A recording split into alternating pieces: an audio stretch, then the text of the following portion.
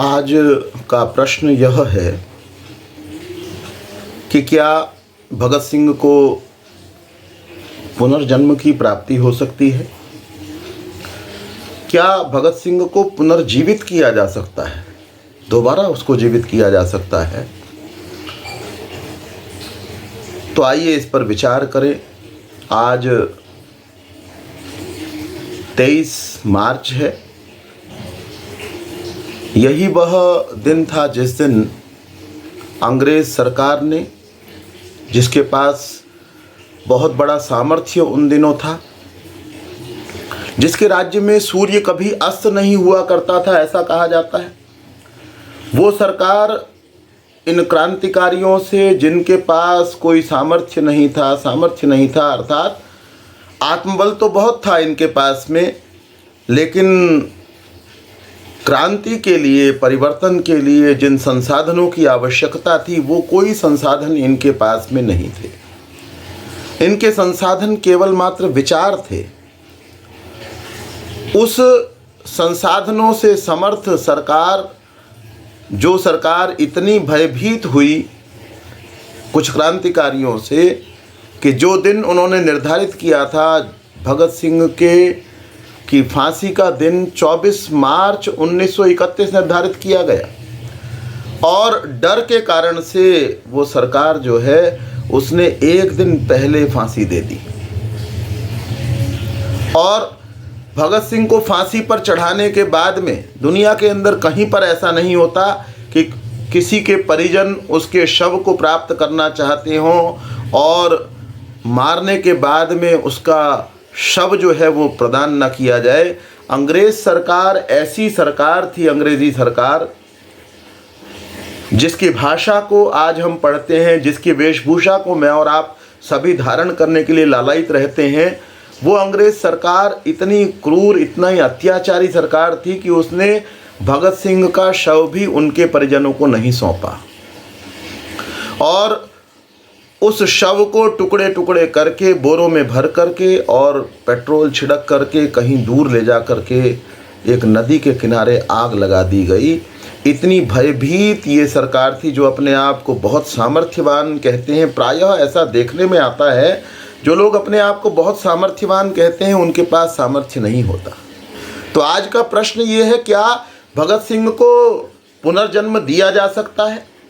क्या आज आप या मैं भगत सिंह को पुनर्जीवित कर सकते हैं? आप विचार कर रहे होंगे कि शायद मैं किसी जादू टोने टोटके की बात कर रहा हूं, कोई तंत्र विद्या की बात कर रहा हूं, जिसके द्वारा कोई अस्थियां अगर कहीं से प्राप्त हो जाएं और उसके ऊपर कोई मंत्र छिड़क दिया जाए, मंत्र बोला जाए और कोई पानी का, जल का, विशेष जल का छिड़काव कर दिया जाए और भगत सिंह दोबारा से उठ करके उसी स्वरूप में हमारे सामने खड़े हो जाएं? जी नहीं, मैं इसकी कोई बात नहीं कर रहा। भगत सिंह को पुनर्जन्म देने का, दोबारा से जीवित करने का तरीका क्या है? भगत सिंह किसी शरीर का नाम नहीं है, और अगर वो किसी शरीर का नाम था भी तो जो स्वयं उसके अंदर आत्मा थी भगत सिंह की, उसको भी अपने शरीर से कोई ज़्यादा लगाव नहीं रहा। भगत सिंह ने इस बात को खुद चुना था कि मेरे शरीर को मृत्यु की प्राप्ति हो। एक बेला नाम के क्रांतिकारी के बयान को उन्होंने पढ़ा था, जो रशियन क्रांतिकारी था।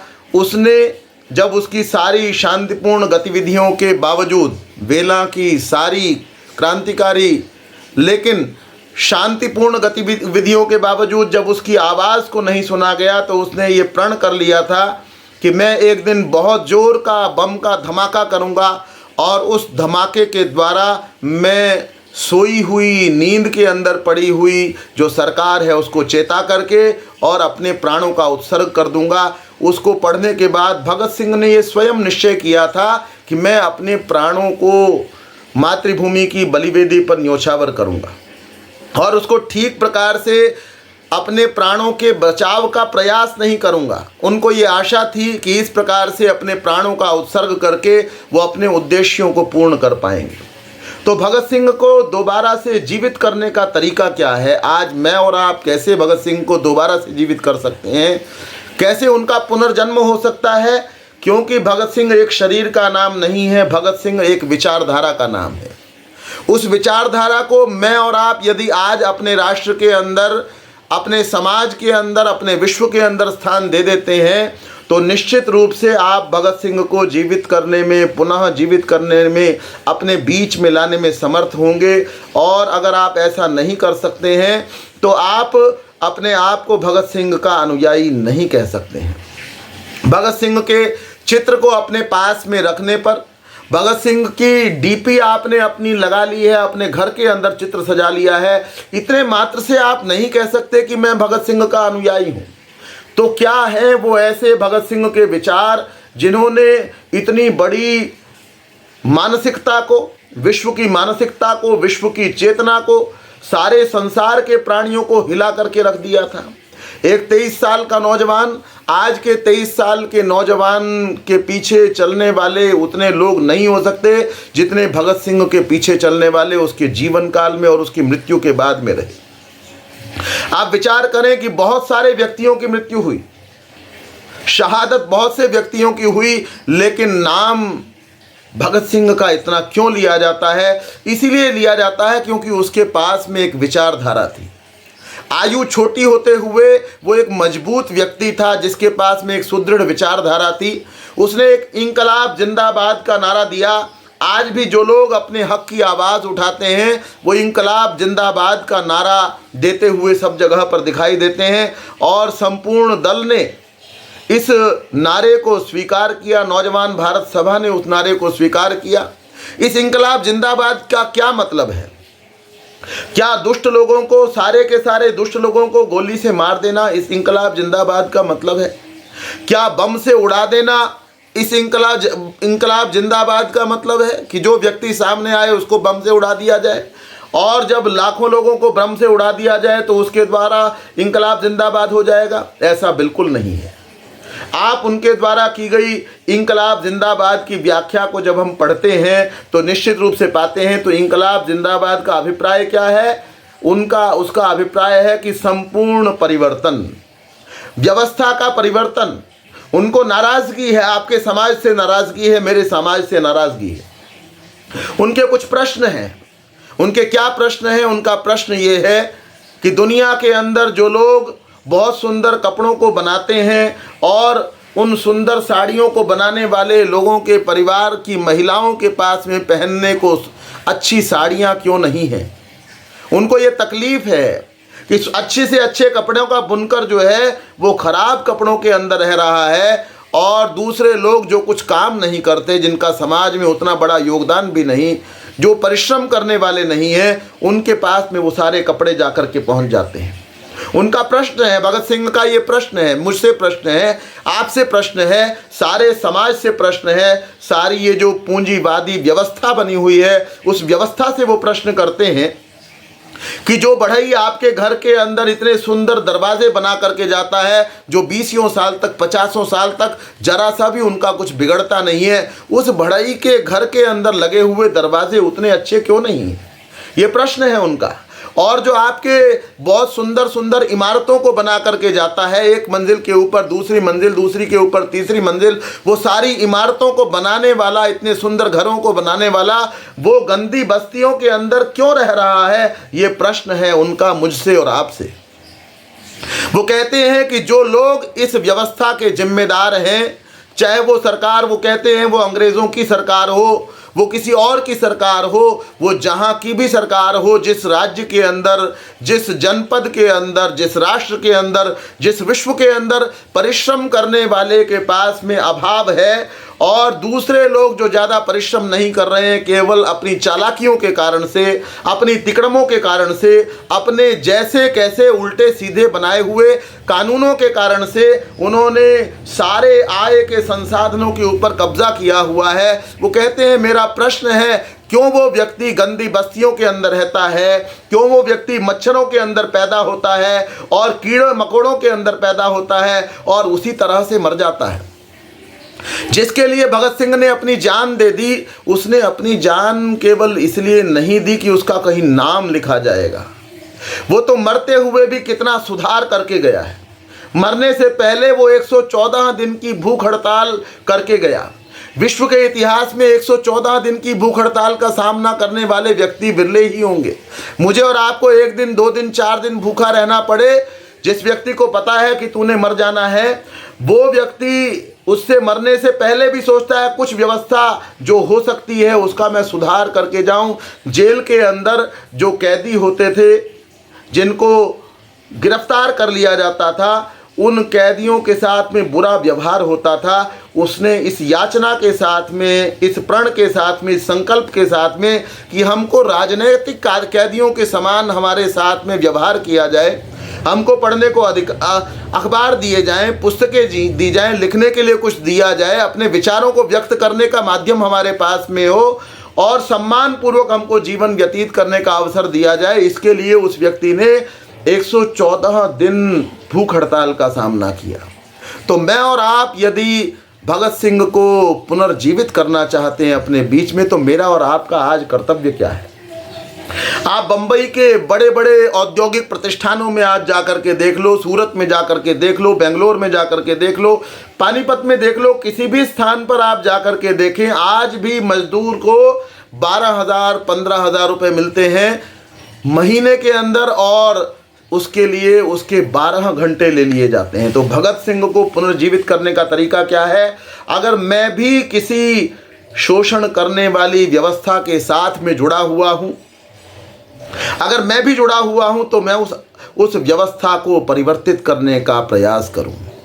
अगर मैं कोई फैक्ट्री का मालिक हूं, तो मेरा कर्तव्य यह है, और मैं मानता हूं कि मैं भगत सिंह की शहादत के बदले में कुछ मैं भी करना चाहता हूं, तो अपनी फैक्ट्री के जो भी वर्कर हैं, कोई लोग हम में से ये कहते हैं कि ये जो वर्कर हैं, आप इनकी क्या बात करते हो साहब, इनको एक दिन 2,000 रुपये दे दो और ये तो शराब पी करके सोए रहते हैं और उसके बाद में ये आते ही नहीं है, काम पर ही नहीं आएंगे 4 दिन, ये तो ऐसे हैं। आपने कहा कि 500 की जगह 2,000 दे दो, और ये 2,000 के लेने के बाद में जब तक 2,000 ख़त्म नहीं करेंगे तब तक आएंगे नहीं।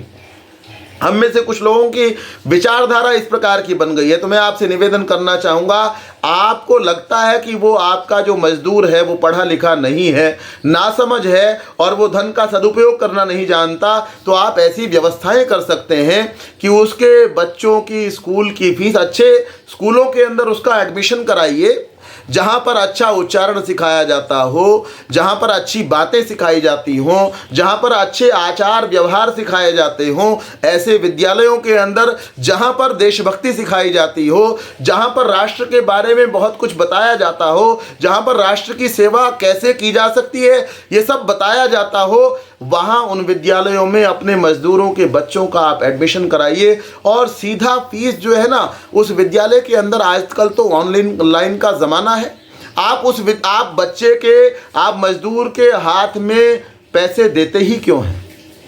आप मजदूर के हाथ में पैसे कम दो, लेकिन उसके घर के अंदर सारी व्यवस्थाओं के लिए आप पैसे दे सकते हैं। आप उनके आवास बड़े सुंदर बना सकते हैं, जैसे अच्छे आवासों के अंदर आप रहते हैं, जिसके कारण से आपको सारी दुनिया सेठ जी कह करके बुलाती है। जिन 400 800 एक फैक्ट्री के अंदर 400 800 हज़ारों मजदूर काम करता है, या आपके पास 20 10 जितने भी व्यक्ति काम करते हैं, पूंजीवादी व्यक्तियों से मेरा निवेदन है, आप उनके लिए सुंदर आवास की व्यवस्था क्यों नहीं कर सकते? आपने बढ़िया आवास उनके लिए बना दिया और उनके बच्चों के लिए सुंदर पढ़ाई की व्यवस्था कर दी। इसको करने से आपको कौन रोकता है?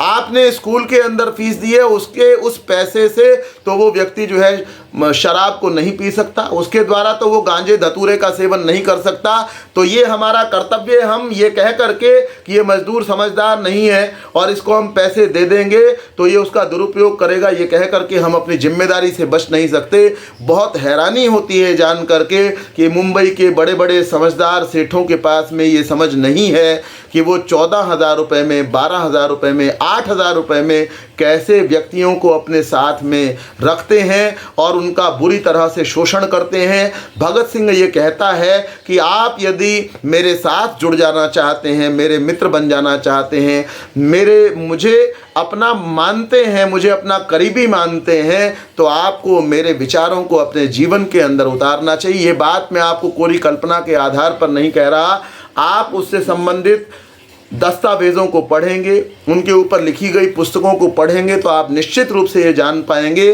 कि वो व्यक्ति ये चाहता है कि शोषण को समाप्त कर दिया जाए।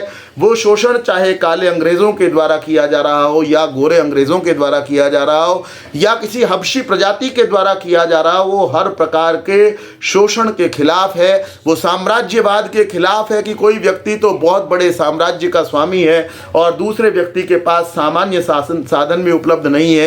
तो आज अगर हम यही संकल्प कर लें कि मेरे साथ में जो लोग जुड़े हुए हैं, मैं अगर पूंजीवादी हूं तो मैंने उनके लिए उनके बच्चों की पढ़ने की समुचित व्यवस्था करनी है, उनके आवास की, उनके भोजन की समुचित व्यवस्था करनी है। इतना निश्चय भी यदि आप कर लेते हैं तो आज भगत सिंह को यही आपकी श्रद्धांजलि होगी और आप मानिएगा भगत सिंह पुनः आपके बीच में जीवित हो उठेंगे। पुनर्जन्म उनका हो चुका होगा। कैसे हो चुका होगा? जब हम इस प्रकार से चलेंगे।